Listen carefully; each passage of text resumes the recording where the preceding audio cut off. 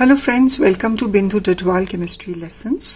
आज का हमारा टॉपिक होगा electronic structures and properties of complexes according to crystal field theory. For complexes having up to 3d electrons, each electron can occupy a separate orbital in the lower set. 1 है तो lower orbital के एक orbital में चला गया, D2 तो दोनों में एक एक आ गया और D3 में तीनों में एक एक आ गया। तो इनकी कॉन्फ़िगरेशन रिस्पेक्टिवली, क्योंकि T2G में 1 इलेक्ट्रॉन है तो T2G1, इसी तरह T2G2 और T2G3। लेकिन एक D4 कॉम्प्लेक्स में दो पॉसिबिलिटीज हो सकती हैं कि या तो all the 4 electrons occupy the lower set. ये तब होगा अगर इनके बीच में जो स्प्लिटिंग एनर्जी है वो इतनी हाई है कि पेयरिंग जो है वो उसकी एनर्जी इससे कम होगी। और दूसरी पॉसिबिलिटी है कि स्प्लिटिंग एनर्जी डेल्टा ओ कम है, जिसकी वजह से पेयरिंग की बजाय इलेक्ट्रॉन जंप करके नेक्स्ट ऑर्बिटल में चला जाएगा क्योंकि एनर्जी डिफरेंस लोअर है। तो कौन सी इलेक्ट्रॉनिक कॉन्फ़िगरेशन आएगी ये डिपेंड करता है कि क्रिस्टल फील्ड स्प्लिटिंग और पेयरिंग एनर्जी जो है उनका जो वैल्यूज हैं वो क्या क्या है।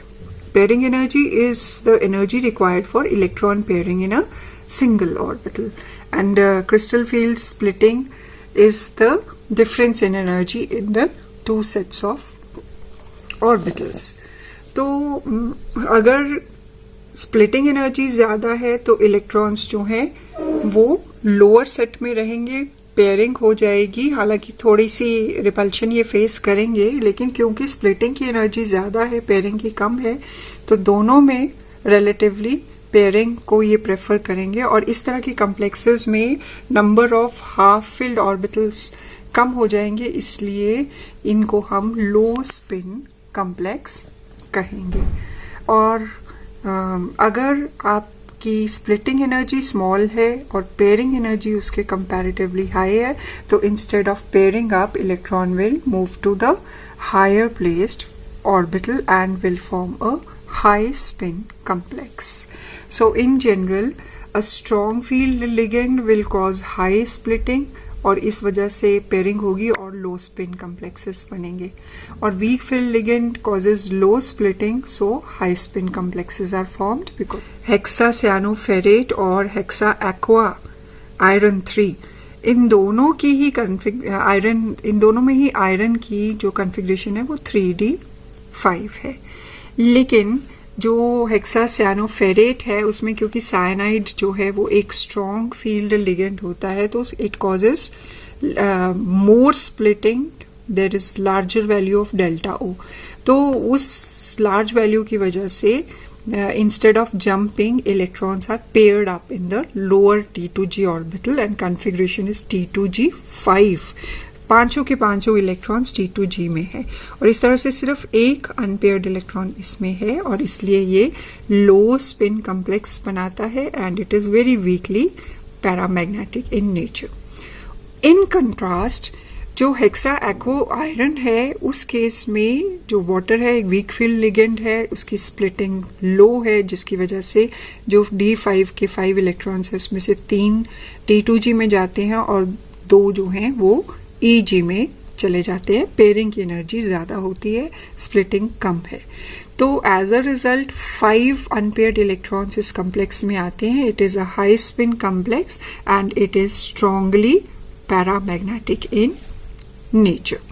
इसी तरह hexafluoridocobaltate 3 and hexa amine cobalt 3 ion, इन दोनों कॉम्प्लेक्सेस में से फ्लोराइड जो है वो वीक फील्ड लिगेंड है, तो इसकी small splitting, crystal field splitting होती है, जिसकी वजह से कॉन्फ़िगरेशन है D6।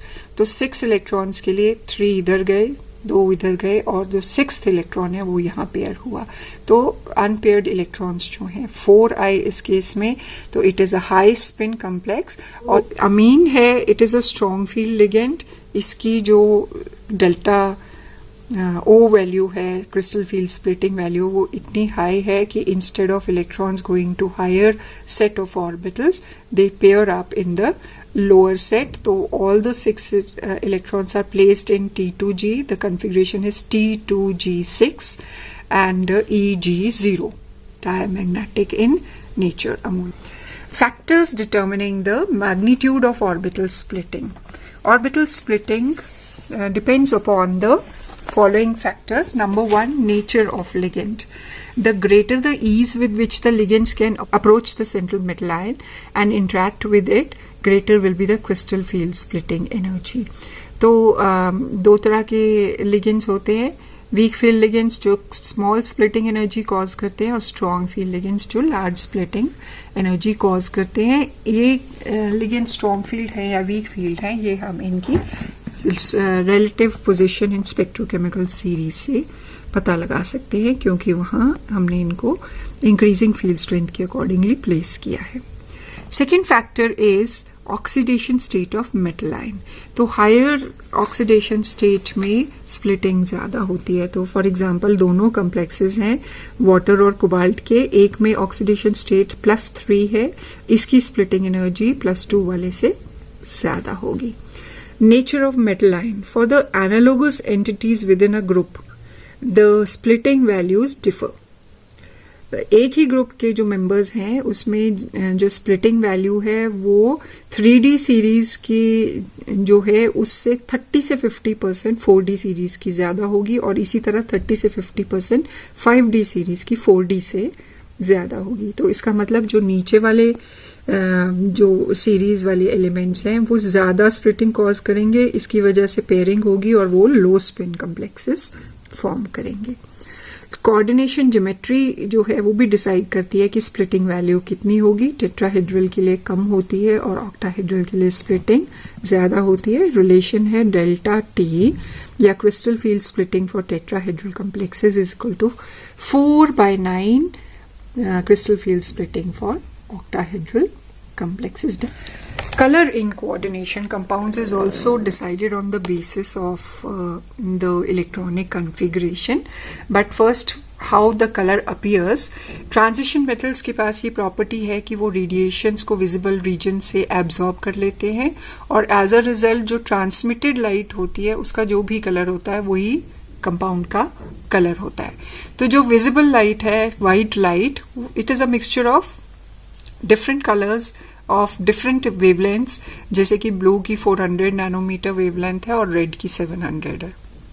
तो जब ये व्हाइट लाइट में से कुछ वेवलेंथ्स जो हैं वो एक सैंपल ऑफ कंपाउंड जो है वो एब्जॉर्ब कर लेता है, तो जो बाकी का कलर है वो ट्रांसमिट होता है और वो कलर कंपाउंड का दिखाई देता है. जैसे व्हाइट लाइट अगर हमने सैंपल पे डाली और सैंपल ने उसमें से रेड लाइट को एब्जॉर्ब कर लिया, तो व्हाइट माइनस रेड ग्रीन होता है, तो जो ट्रांसमिटेड लाइट है वो ग्रीन कलर की दिखाई देगी और आपको जो कंपाउंड है वो ग्रीन कलर का दिखाई देगा. हमारे पास कलर व्हील है जिसमें कलर कॉम्प्लीमेंट्री कलर्स बताए हैं. जैसे रेड के ऑपोजिट ग्रीन है, ये कॉम्प्लीमेंट्री कलर्स हैं. तो रेड एब्जॉर्ब हुआ तो ग्रीन दिखाई देगा, ऑरेंज एब्जॉर्ब हुआ तो ब्लू दिखाई देगा कलर, और येलो लाइट एब्जॉर्ब हुई तो कंपाउंड का कलर वायलेट दिखाई देगा. इसमें जो वेवलेंथ है वो ब्लू से इंक्रीज करती हुई towards red from 400 to 800 nanometer increase करती है. For example hexa aqua titanium 3 की कॉन्फ़िगरेशन, टाइटेनियम की कॉन्फ़िगरेशन इस कॉम्प्लेक्स में D1 होती है. तो ग्राउंड स्टेट में इसका जो ये 1 इलेक्ट्रॉन है ये T2G में लोअर सेट में प्रेजेंट होता है. लेकिन अगर इसके ऊपर व्हाइट लाइट पड़ेगी तो इस इलेक्ट्रॉन को इसमें से कुछ एनर्जी मिल जाएगी व्हाइट लाइट से, जिससे कि ये एक्साइटेड स्टेट में आके हायर लेवल में जंप कर जाता और इसकी कॉन्फ़िगरेशन T2G1 EG0 से T2G0 EG1 हो जाती है. अब जो ग्रीन और येलो कलर की लाइट इसने एब्जॉर्ब की है उसकी वजह से जो ट्रांसमिटेड कलर है वो पर्पल दिखाई देगा, और ये कॉम्प्लेक्स हमें पर्पल कलर का दिखाई देगा कि जो वेवलेंथ की लाइट एब्जॉर्ब हुई है उससे हम दो सेट ऑफ ऑर्बिटल्स की क्रिस्टल फील्ड स्प्लिटिंग एनर्जी भी कैलकुलेट कर सकते हैं, जैसे कि 3+ आयंस, इसमें 510 नैनोमीटर की लाइट एब्जॉर्ब हुई थी। तो स्प्लिटिंग एनर्जी हम निकालेंगे, क्योंकि वेवलेंथ हमें पता है, तो E is equal to h nu या hc बाय लेमडा में hc और लेमडा की वैल्यूज हमने पुट की और हमारे पास value I 3.90 into 10⁻⁻19 joules. This is for 1 electron.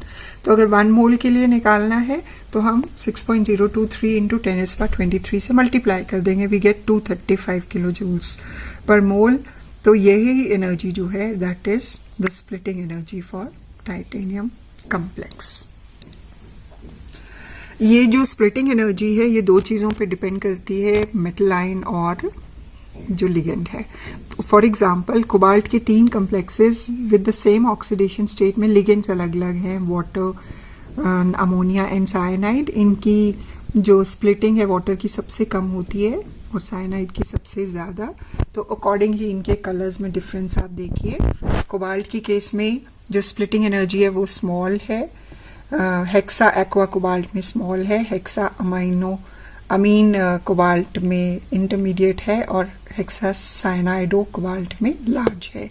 तो एक्साइटेशन एनर्जी भी इसमें स्मॉल होगी, इसमें इंटरमीडिएट, इसमें लार्ज। अब एब्जॉर्प्शन वेवलेंथ इसकी बड़ी होगी, लार्ज होगी, ये स्मॉल वेवलेंथ एब्जॉर्ब करेगा। तो कलर इसमें हेक्सा एक्वा कोबाल्ट में ऑरेंज कलर एब्जॉर्ब होता है तो ट्रांसमिटेड लाइट ब्लू, तो कम्प्लेक्स का कलर ब्लू होता है। इसी तरह हेक्सा अमीन कोबाल्ट में ब्लू एब्जॉर्ब होता है और येलो ऑरेंज कंपाउंड का कलर होता है, और हेक्सा साइनाइडो कोबाल्ट में वायलेट कलर एब्जॉर्ब होता है और कंपाउंड को येलो कलर मिलता है। और ये कलर्स जो हैं किसी भी कंपाउंड को बिकॉज ऑफ डी इलेक्ट्रॉन्स होते हैं। तो ऐसे कम्प्लेक्सेस जिसमें फुली फिल्ड है या एम्प्टी डी सबशेल्स है वो कलरलेस होंगे। तो कलर जो है सिर्फ इनकम्प्लीट डी सबशेल्स की वजह से होता है। जब वो कंप्लीटली फिल्ड हो या कंप्लीटली एम्प्टी हो तब वो कलरलेस होता है। जैसे कॉपर 1 पॉजिटिव की कॉन्फ़िगरेशन D10 है, फुली फिल्ड है, जिंक 2 पॉजिटिव भी, silver 1 positive, titanium 4 positive empty है, तो ये कलरलेस होंगे। In the absence of ligands crystal field splitting नहीं होती है, तो कंपाउंड जो है वो कलरलेस हो जाता है। For example hexa aqua titanium chloride जो है, जो पर्पल कलर का था, अगर इसमें से हम हीट करके वाटर निकाल दें तो ये कलरलेस हो जाता है। इसी तरह कॉपर सल्फेट पेंटाहाइड्रेट जो है ये ब्लू कलर का होता है, अगर हम इसको हीट करके वाटर निकाल दें तो एनहाइड्रस सॉल्ट जो है वो कलरलेस हो जाएगा। लिगेंड के चेंज होने से भी कलर चेंज होता है। फॉर एग्जाम्पल हेक्सा एक्वा निकल कम्प्लेक्स जो है उसमें जब हम इथेन 1,2 डायमीन डाल देते हैं तो कम्प्लेक्स का कलर पेल ब्लू हो जाता है। अगर हम इस कम्प्लेक्स में एक और एथिलीन डायमीन डाल देंगे तो उसका कलर पेल ब्लू से पर्पल हो जाएगा, और इसी तरह एक और डाल के वाटर निकाल दिया तो कलर वायलेट है। तो डिफरेंट लिगेंड्स की वजह से कलर जो है वो डिफरेंट आता है।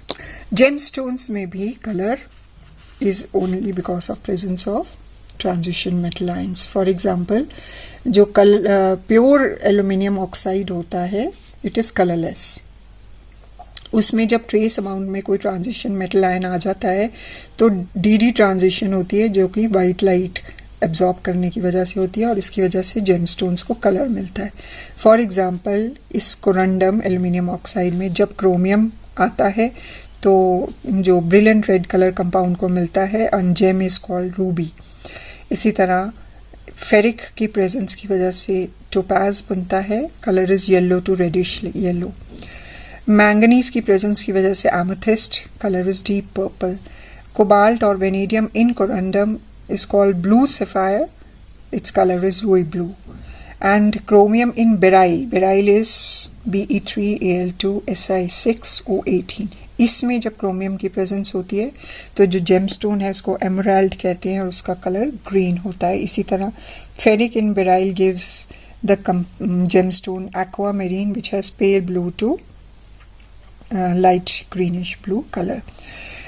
Garnets are silicates with trace impurities of ferric ions. Peridots are silicates with ferrous ions. Color is light green. Jade is silicates with trace amount of chromium impurities. Color is green. Turquoise is blue to aqua in color. It is copper aluminium hydroxyphosphate, which has impurities of cupric ions. So thank you. Have a nice day.